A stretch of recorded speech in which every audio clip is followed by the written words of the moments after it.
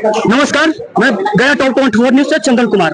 आज हल्ला बोल के तहत कांग्रेस के कार्यकर्ता जो सदाकत आश्रम पटना में आए हुए हैं, वहाँ पे मौजूदगी आप देख सकते हैं कि हमारे पीछे कितने लोग आए हुए हैं और उनका हल्ला बोल के तहत आए हुए हैं। और कुछ लोग आए हैं जो गया से चल करके, तो मैं चाहूंगा कि और आ जाइए।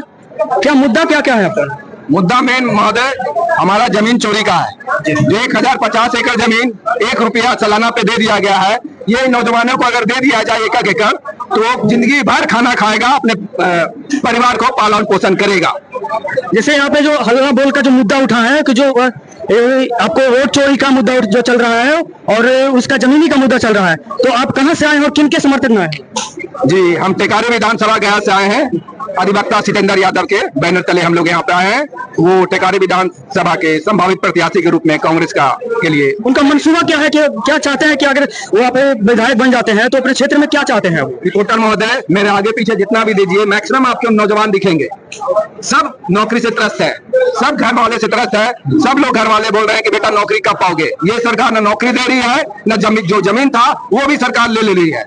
कहीं ना कहीं बीजेपी वाले भी लोग कह रहे हैं कि नहीं, उन लोग जो साजिश के तहत जो बताया जा रहा है कि वोट जो चोरी हुआ है उसका कोई प्रमाण, साक्ष्य प्रमाण उन लोग नहीं दे पा रहे हैं। अरे वो तो सब कुछ का साक्ष्य मानने लगते हैं। चाइना का जमीन ले लिए, वो साक्ष्य मांग रहे हैं, हम लोग से मांग रहे हैं। ये जमीन ले लिए हैं, वोट चोरी कर लिए, साक्ष्य हम लोग से मांग रहे हैं। चोरी करिएगा आप, साक्ष्य हमसे मांगिएगा, हम लोग आपसे मांगेंगे कि आप बताओ मेरा वोट चोरी हुआ है या नहीं हुआ है। राहुल गांधी का वो प्रेस कॉन्फ्रेंस आप लोगों ने भी देखा होगा। क्या वो प्रेस कॉन्फ्रेंस में एक बात भी गलत बोले थे? अगर लॉजिकली देखा जाए तो वोट चोरी हुआ है, होता है, आगे भी होगा अगर ये बीजेपी की सरकार रही तो। जो वोट चोरी का जो पूरा मामला माहौल चल रहा है उसमें कहीं ना कहीं ऐसा लग रहा है कि जो उन लोगों की तरफ से कोई प्रतिक्रिया नहीं आ रही है। कोई प्रतिक्रिया नहीं आ रही है। इलेक्शन कमीशन ऑफ इंडिया जो है वो बिक चुकी है एनडीए के हाथों से।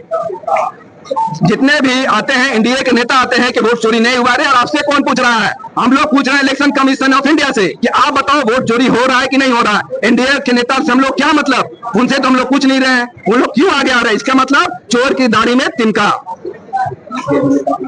आपके जो प्रत्याशी हैं तो कितने की संख्या में यहाँ पे आए हुए हैं? हम लोग टोटल 100 गाड़ी के साथ आए हैं। 1000 के लगभग में हम लोग हैं और सारे नौजवान हैं, सबको नौकरी चाहिए, सबका अपना घर पालना है, शादी करना है आगे। वो इस सरकार के अंदर नहीं हो सकता है। सब लोग थक चुके हैं। सब आप चेहरा देखिएगा, एक उम्मीद के साथ कांग्रेस की तरफ देख रहे हैं कि अगर ये सरकार अगर आती है तो शायद हमें कुछ मिलेगा, सरकार की तरफ से मिलेगा, नौकरी मिलेगा। भीख नहीं मांग रहे सर, हम लोग भीख नहीं मांग रहे हैं, हम लोग अपना हक मांग रहे हैं। वो हक हमको चाहिए। और हमारे साथ भी जुड़े हुए हैं अभी अधिवक्ता गया से पंकज जी। क्या कहना चाहेंगे पंकज साहब?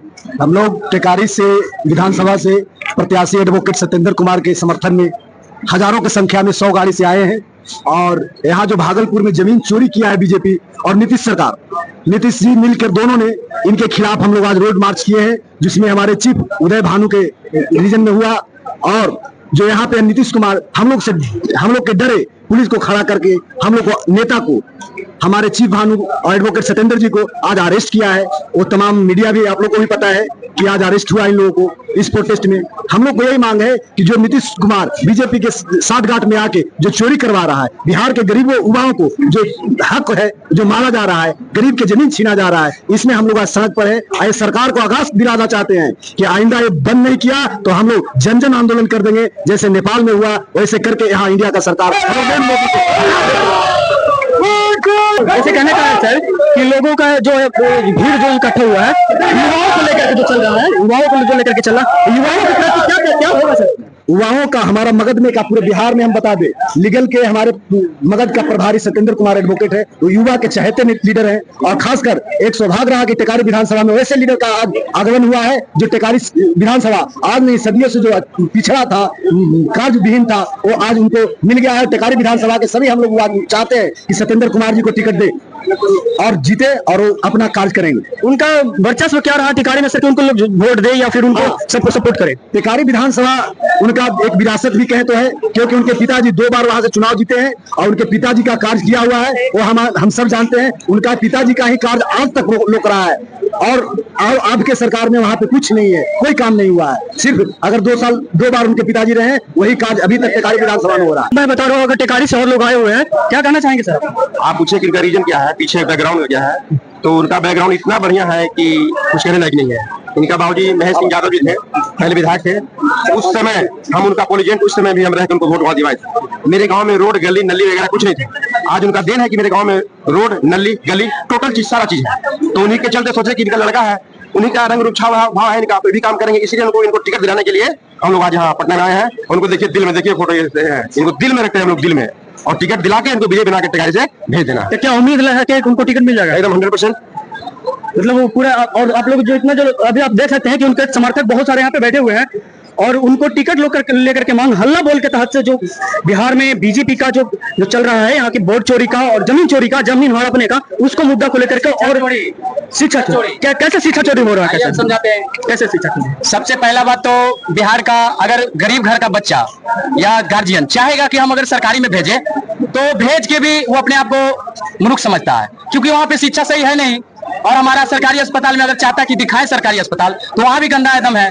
तो 20 साल से सरकार आपका है, तो आप फिर बैकग्राउंड जा रहे हैं, जंगल राज। अरे सरकार आपकी है 11 साल से, तो आपसे ना हम हिसाब लेंगे सर। क्या किया? रोड बना दिया। अब ठीक है, रोड से चल जाएंगे अस्पताल में, और डॉक्टर नहीं है, कौन देखेगा? स्कूल में टीचर नहीं है, कौन पढ़ाएगा? तो ये जुमलाबाजी से चलने वाला नहीं है। और बिहार का जितना भी स्टूडेंट है सब समझ चुका है कि यहाँ पे जुमलेबाजी से बीजेपी और जो एनडीए में मिल के ये कर रहे हैं ना, ये सब चलने वाला नहीं है। सारा स्टूडेंट समझ गया कि सरकार बिहार में किसकी होगी।